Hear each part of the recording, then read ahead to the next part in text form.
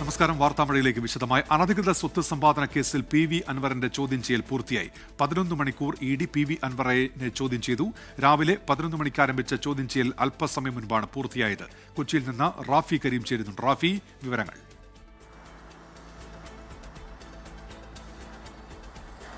ഉന്മേഷ്, ഏകദേശം 11 മണിക്കൂർ നീണ്ടുനിന്ന ചോദ്യം ചെയ്യലാണ് അല്പസമയം മുൻപ് പൂർത്തിയായത്. അല്പസമയം മുൻപാണ് പി.വി. അൻവർ അനധികൃത സ്വത്ത് സമ്പാദന കേസിൽ ഇഡിക്ക് മുന്നിൽ നിന്ന് മടങ്ങിയത്. ഈ പി.വി. അൻവർ ഒന്നും പ്രതികരിക്കാൻ തയ്യാറായില്ല. സാധാരണഗതിയിൽ അദ്ദേഹം പുറത്തേക്ക് എത്തുമ്പോൾ ഇത്തരത്തിൽ ഒരു പ്രതികരണം പ്രതീക്ഷിച്ചിരുന്നതാണ്. എന്നാൽ കേസുമായി ബന്ധപ്പെട്ടോ അല്ലെങ്കിൽ ചോദ്യം ചെയ്യലുമായി ബന്ധപ്പെട്ടോ അദ്ദേഹം ഒന്നും തന്നെ പ്രതികരിച്ചിരുന്നില്ല. നേരത്തെ തന്നെ പി.വി. അൻവറിന് ഇതുമായി ബന്ധപ്പെട്ടുകൊണ്ട് ഹാജരാകണമെന്ന് ആവശ്യപ്പെട്ട് ഇ.ഡി. നോട്ടീസ് അയച്ചതാണ്. എന്നാൽ ആദ്യഘട്ടത്തിൽ പി.വി. അൻവർ ആരോഗ്യ പ്രശ്നങ്ങൾ ചൂണ്ടിക്കാണിച്ചുകൊണ്ട് ഇഡിക്ക് മുന്നിൽ എത്തിയില്ല. പിന്നീട് വീണ്ടും ഇന്ന് ഹാജരാകുന്നതിന് വേണ്ടി ഡേറ്റ് നൽകുകയായിരുന്നു. എന്നാൽ ഇന്ന് രാവിലെ പി.വി. അൻവർ ഏകദേശം 11 മണിയോടെയാണ് ഇഡിക്ക് മുന്നിൽ എത്തിയത്. ഇഡി 11 മണിയോടെ ചോദ്യം ചെയ്യൽ ആരംഭിച്ചിരുന്നു. തുടർച്ചയായി 11 മണിക്കൂറാണ് ഇഡി പി.വി. അൻവറിനെ ചോദ്യം ചെയ്തത്. ഇതുമായി ബന്ധപ്പെട്ട് നേരത്തെ അൻവറിന്റെ വീട്ടിലും ഒപ്പം തന്നെ അൻവറിന്റെ സഹായികളുടെ വീട്ടിലും നടത്തിയ പരിശോധനയിൽ നിർണായക തെളിവുകൾ ഇഡി കണ്ടെത്തിയിരുന്നു. ഈ തെളിവുകളുടെ അടിസ്ഥാനത്തിലാണ് ഇഡി പി.വി. അൻവറിനെ ചോദ്യം ചെയ്യുന്നതിന് നോട്ടീസ് നൽകിയത്. KFC-യിൽ നിന്ന് അനധികൃതമായി വായ്പ എടുത്തു എന്നുള്ളതാണ് പി.വി. അൻവറിനെതിരെ കണ്ടെത്തിയിരിക്കുന്നത്. ഒപ്പം തന്നെ KFC-യിൽ നിന്ന് വായ്പ എടുക്കുന്നതിന് നൽകിയ ഈടുമായി ബന്ധപ്പെട്ട വിഷയങ്ങളും ഒപ്പം തന്നെ വാല്യൂ കൂട്ടി കാണിച്ചുകൊണ്ടുള്ള ലോണുകളും ബിനാമി പേരുകളിൽ ലോണുകളും എടുത്തുന്നതാണ് പി.വി. അൻവറിനെതിരായ ഇഡിയുടെ കണ്ടെത്തൽ. എന്തായാലും ഈ 11 മണിക്കൂർ നീണ്ടുനിന്ന ചോദ്യം ചെയ്യലിൽ ഏതൊക്കെ നിർണായകമായ വിവരങ്ങൾ ഇഡിക്ക് ലഭിച്ചിട്ടുണ്ട് എന്നുള്ള കാര്യത്തിൽ ഉടനെ വ്യക്തത വരുമെന്നുള്ളതാണ് നമുക്ക് മനസ്സിലാക്കാൻ കഴിയുന്നത്. ശരി, റാഫി കരീമാണ് വിവരങ്ങൾ നൽകിയത്. നിയമസഭാ തെരഞ്ഞെടുപ്പ് ചർച്ചകൾക്ക് ചൂടേറുന്നു.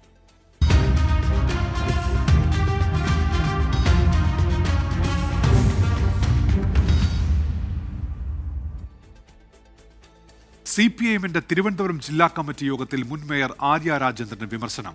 കോർപ്പറേഷനിലെ തോൽവിയുടെ പ്രധാന ഉത്തരവാദി ആര്യ രാജേന്ദ്രനാണ് എന്നാണ് വിമർശനമുയർന്നത്. മേയറെ നിയന്ത്രിക്കാൻ പാർട്ടി ഉണ്ടായില്ലെന്നും ചാലയിൽ നിന്നുള്ള ജില്ലാ കമ്മിറ്റി അംഗം വിമർശനമുന്നയിച്ചു. ശ്രീജിത്ത് ചേരുന്നുണ്ട് ഇപ്പോൾ തിരുവനന്തപുരത്ത് നിന്ന്. ശ്രീജിത്ത്, എന്താണ് ഉയർന്ന വിമർശനം? ഭരണ തെരഞ്ഞെടുപ്പിന്റെ അവലോകനത്തിനായി CPIM സംസ്ഥാന സമിതി തയ്യാറാക്കിയ റിപ്പോർട്ട് അവതരിപ്പിക്കലായിരുന്നു ഇന്നത്തെ ജില്ലാ കമ്മിറ്റി യോഗത്തിന്റെ പ്രധാന അജണ്ട. ആ റിപ്പോർട്ടിന്മേലുള്ള ചർച്ചയുമായിരുന്നു നടക്കേണ്ടിയിരുന്നത്. എന്നാൽ ഈ യോഗത്തിൽ തിരുവനന്തപുരം നഗരസഭയുടെ മുൻ മേയറും ജില്ലാ കമ്മിറ്റി അംഗവുമായ ആര്യ രാജേന്ദ്രൻ പങ്കെടുത്തില്ല. ആര്യ രാജേന്ദ്രന്റെ അഭാവത്തിലും ആര്യക്കെതിരെ രൂക്ഷമായ വിമർശനം ഈ ജില്ലാ കമ്മിറ്റി യോഗത്തിൽ ഉയർന്നു. ചാലയിൽ നിന്നുള്ള ഒരു മുതിർന്ന ജില്ലാ കമ്മിറ്റി അംഗമാണ് ആര്യ രാജേന്ദ്രനെതിരെ രൂക്ഷമായ വിമർശനം ഉന്നയിച്ചവരിൽ ഒരാൾ. ആര്യ രാജേന്ദ്രന്റെ ചെയ്തികളാണ് തിരുവനന്തപുരം നഗരസഭാ ഭരണം നഷ്ടപ്പെടാൻ പ്രധാന കാരണമെന്നായിരുന്നു അദ്ദേഹത്തിന്റെ വിമർശനം. പാർട്ടി ഒരു ഘട്ടത്തിലും ആര്യയെ നിയന്ത്രിക്കാനുണ്ടായില്ല, അവരെ നയിക്കാൻ പാർട്ടി ഉണ്ടായില്ല. അതിന്റെ ഫലമാണ് തിരുവനന്തപുരം നഗരസഭയിൽ ഉണ്ടായതെന്നായിരുന്നു ഈ നേതാവിന്റെ വിമർശനം. മറ്റു ചില നേതാക്കളും ആര്യ രാജേന്ദ്രനെതിരെ വിമർശനം ഉന്നയിച്ചു. എന്തായാലും ആര്യ രാജേന്ദ്രൻ യോഗത്തിൽ പങ്കെടുത്തിരുന്നില്ല. അവർ അവധിക്ക് അപേക്ഷിച്ചിരുന്നോ തുടങ്ങിയ കാര്യങ്ങളെപ്പറ്റി നേതൃത്വം ഒന്നും വ്യക്തമാക്കുന്നില്ല. എങ്കിൽ പോലും ഈ നിർണായകമായ ജില്ലാ തദ്ദേശ തെരഞ്ഞെടുപ്പ് ഫലം അവലോകനം ചെയ്യുന്ന യോഗത്തിൽ ആര്യ രാജേന്ദ്രന്റെ അസാന്നിധ്യം ശ്രദ്ധിക്കപ്പെട്ടു. ശ്രീജിത്ത്, അതോടൊപ്പം തന്നെ ഇപ്പോൾ ഈ AK ബാലന്റെ വിവാദ പരാമർശം ഉണ്ടായല്ലോ, അതിലും MV ഗോവിന്ദൻ നിലപാട് വ്യക്തമാക്കുകയുണ്ടായല്ലോ CPIM-ന്റെ തിരുവനന്തപുരം ജില്ലാ കമ്മിറ്റി യോഗത്തിൽ. മുഖ്യമന്ത്രിയുടെ പ്രതികരണം നമ്മൾ കേട്ടതാണ്. വിഭിന്ന നിലപാടായിരുന്നുവല്ലോ പാർട്ടി സെക്രട്ടറിക്ക്. അങ്ങനെയാണോ കരുതേണ്ടത് ശ്രീജിത്ത്? ഉന്മേഷ്, CPIM-ന്റെ സംസ്ഥാന നേതൃത്വം AK ബാലന്റെ വിവാദ പരാമർശത്തെ പൂർണ്ണമായും തള്ളുകയാണ്. AK ബാലന്റെ പ്രസ്താവന തീർത്തും നിരുത്തരവാദപരമായ പ്രസ്താവനയാണെന്നാണ് CPIM-ന്റെ സംസ്ഥാന സെക്രട്ടറി MV ഗോവിന്ദൻ തിരുവനന്തപുരം ജില്ലാ കമ്മിറ്റിയിലെ ചർച്ചകൾക്ക് മറുപടി പറയുമ്പോൾ പറഞ്ഞത്. വെള്ളാപ്പള്ളി നടേശൻ അടക്കമുള്ള ആളുകളുടെ വർഗീയ പരാമർശങ്ങളും മറ്റും വിമർശനത്തിന് വിധേയമായിരുന്നു. ഈ ചർച്ചകൾക്ക് മറുപടി പറയുമ്പോഴാണ് AK ബാലന്റെ വിഷയത്തിലേക്ക് MV ഗോവിന്ദൻ സ്വമേധയാ കടന്നു വന്നത്. സമയമെടുത്ത് ഇതിന് മറുപടി പറഞ്ഞു. സാങ്കല്പികമായ ചോദ്യത്തിന് സാങ്കല്പികമായ ഉത്തരം നൽകുന്ന നടപടിയായി പോയി AK ബാലന്റെ ഭാഗത്തുണ്ടായത്. അത് പാർട്ടി അതിനെ തള്ളിക്കളയുന്നു. അതുകൊണ്ടാണ് മാധ്യമങ്ങൾ ചോദിച്ചപ്പോൾ താൻ ഉത്തരം പറയാതെ ഒഴിഞ്ഞു മാറിയതെന്നും AK ബാലൻ ജില്ലാ കമ്മിറ്റി യോഗത്തിൽ MV ഗോവിന്ദൻ ജില്ലാ കമ്മിറ്റി യോഗത്തിൽ വിശദീകരിച്ചു. ശരി, ശ്രീജിത്താണ് വിവരങ്ങൾ നൽകിയത് തിരുവനന്തപുരത്ത്. ജമാഅത്തെ ഇസ്ലാമിയുമായി ബന്ധപ്പെട്ട വിവാദ പരാമർശത്തിൽ മുതിർന്ന നേതാവ് AK ബാലനെ ന്യായീകരിച്ച് മുഖ്യമന്ത്രി.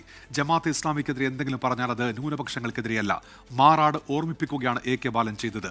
വർഗീയ ശക്തികൾ കേരളം വിട്ടു പോയിട്ടില്ലെന്നും മുഖ്യമന്ത്രിയുടെ പ്രതികരണം.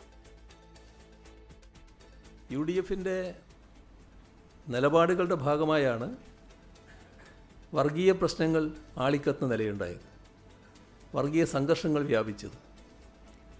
വർഗീയ സംഘർഷങ്ങളെ നേരിടുന്നതിൽ കൃത്യതയാർന്ന നിലപാട് അന്ന് UDF-ന് സ്വീകരിക്കാൻ കഴിഞ്ഞിരുന്നില്ല.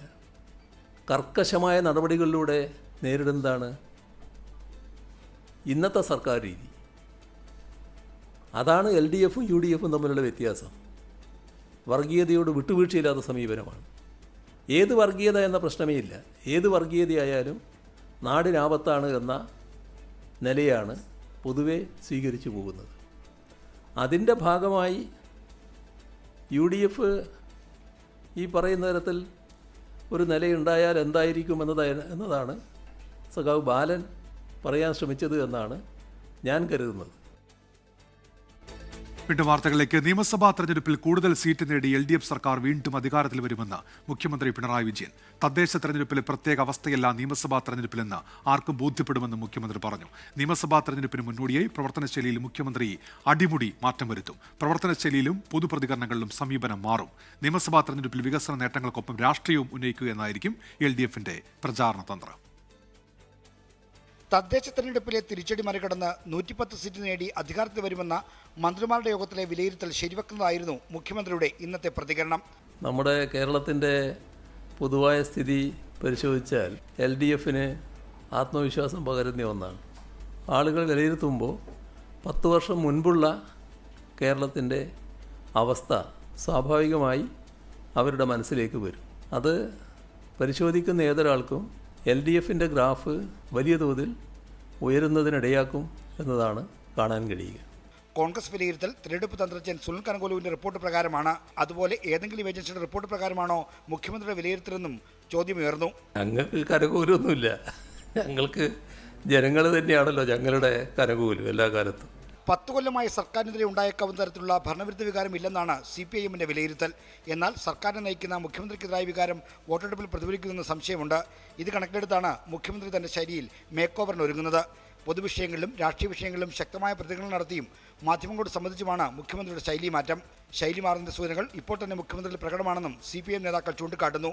നിയമസഭാ തെരഞ്ഞെടുപ്പിന്റെ പ്രചരണത്തിൽ വികസനത്തിനൊപ്പം രാഷ്ട്രീയവും പറയാനും CPIM തീരുമാനിച്ചിട്ടുണ്ട്. 24 തിരുവനന്തപുരം. നിയമസഭാ തെരഞ്ഞെടുപ്പിന് സംസ്ഥാനത്ത് സ്ഥാനാർത്ഥി ചർച്ചകൾ സജീവമാക്കിയ മുന്നണികൾ. കോഴിക്കോട് ബേപ്പൂരിൽ PV അൻവറിനൊപ്പം കോൺഗ്രസ് ചർച്ചകളിൽ ആദം മുൽസിയുടെയും KP നൌഷാദ് അലിയുടെയും പേരുകളും. കൊയിലാണ്ടിയിൽ DCC അധ്യക്ഷൻ K Praveenkumar, Kozhikode നോർത്തിൽ K Jayant, നാദാപുരത്ത് KM Abhijith എന്നിവർ വിജയസാധ്യതാ പട്ടികയിലുണ്ട്. ഇടുക്കി ഉടുമ്പൻചോലയിൽ M മണി മൂന്നാമതും കളത്തിലിറങ്ങും. പാലക്കാട് മണ്ഡലത്തിൽ നടൻ ഉണ്ണി മുകുന്ദനെ സ്ഥാനാർത്ഥിയാക്കാനാണ് BJP നേതൃത്വം ആലോചിക്കുന്നത്. തിരഞ്ഞെടുപ്പ് തന്ത്രജ്ഞൻ സുനിൽ കനകോലു സർവേയുടെ അടിസ്ഥാനത്തിൽ നൽകിയ വിജയസാധ്യതാ പട്ടികയിൽ കോഴിക്കോട് ജില്ലയിൽ PV അൻവർ മത്സരിക്കുമെന്ന് പറഞ്ഞ ബേപ്പൂരിൽ ആദം മുൽസിയുടെയും KP നൌഷാദ് അലിയുടെയും പേരാണ് കോൺഗ്രസിൽ നിർദ്ദേശിക്കപ്പെട്ടത്. DCC പ്രസിഡന്റ് അഡ്വക്കേറ്റ് K പ്രവീൺകുമാറിനെ കൊയിലാണ്ടിയിൽ സ്ഥാനാർത്ഥിയാക്കാനാണ് നിർദ്ദേശം. സ്ഥാനാർത്ഥി ചർച്ചകൾ പുരോഗമിക്കുമ്പോൾ നിയമസഭയിലേക്ക് 16 സീറ്റുകൾ വേണമെന്ന ആവശ്യത്തിലാണ് യൂത്ത് കോൺഗ്രസ്. അതേസമയം ഇടുക്കി ഉടുമ്പൻചോല മണ്ഡലത്തിൽ ടേം നിബന്ധനയിൽ M മണിക്ക് CPIM ഇളവ് നൽകിയേക്കും. തദ്ദേശ തിരഞ്ഞെടുപ്പിൽ ഇടുക്കി ജില്ലയിലുണ്ടായ തിരിച്ചടി മറികടക്കാനാണ് M മണിയെ മത്സരിപ്പിക്കണമെന്ന് പാർട്ടിയിൽ ആവശ്യമുയർന്നത്. സംസ്ഥാന കമ്മിറ്റിയും ജില്ലാ കമ്മിറ്റിയും ഒക്കെ ചർച്ച ചെയ്ത് ആ ഒരു സ്ഥാനാർത്ഥിയാകുന്നത് എങ്ങനെയാണ്, ജയസാധ്യത എങ്ങനെയാണ്, ഇതൊക്കെ നോക്കി തീരുമാനിക്കും. അത് പാർട്ടി പറയണ്ടേ, പാർട്ടി പറയുന്നത് ചെയ്യും. എന്നാൽ പാലക്കാട് മണ്ഡലത്തിൽ രാഹുൽ മാങ്കൂട്ടത്തിനെതിരായ വികാരവും ഭരണവിരുദ്ധ വികാരവും അനുകൂലമാക്കാനാണ് BJP നീക്കം. വിജയസാധ്യത പഠിക്കാൻ BJP നിയോഗിച്ച ഏജൻസി നടൻ ഉണ്ണി മുകുന്ദന് പാലക്കാട് മണ്ഡലത്തിൽ വിജയസാധ്യത പ്രവചിക്കുന്നുണ്ട്. BJP ജില്ലാ അധ്യക്ഷൻ പ്രശാന്ത് ശിവന്റെ പേരും സംസ്ഥാന നേതൃത്വം പരിഗണിക്കുന്നു. പാലക്കാട് സർപ്രൈസ് സ്ഥാനാർത്ഥിയെ രംഗത്തിറക്കാനാണ് കോൺഗ്രസ് നേതൃത്വം ആലോചിക്കുന്നത്. വിവിധ ബ്യൂറോകൾക്കൊപ്പം ന്യൂസ് ഡെസ്ക് 24. തിരികെ വാർത്തകളിലേക്ക്. ആഗോള അയ്യപ്പ സംഗമത്തിന്റെ കണക്ക് ചോദിച്ച് ഹൈക്കോടതി. നിലവിൽ ദേവസ്വം ബോർഡ് നൽകിയ കണക്കിൽ തൃപ്തിയില്ലെന്ന് ഹൈക്കോടതി വ്യക്തമാക്കി. വരവ് ചെലവ് കണക്ക് നൽകാൻ കൂടുതൽ സാവകാശം നൽകാനാകില്ലെന്നും ഡിവിഷൻ ബെഞ്ച്. യഥാസമയം കണക്ക് നൽകിയില്ലെങ്കിൽ കടുത്ത നടപടി സ്വീകരിക്കുമെന്നും മുന്നറിയിപ്പ് നൽകിയിട്ടുണ്ട്. കണക്കറിയിക്കാൻ ദേവസ്വം ബോർഡിന് 1 മാസം കൂടിയാണ് സാവകാശം നൽകിയത്. സെപ്റ്റംബർ 20 പമ്പയിൽ ആഗോള അയ്യപ്പ സംഗമം നടന്നത്.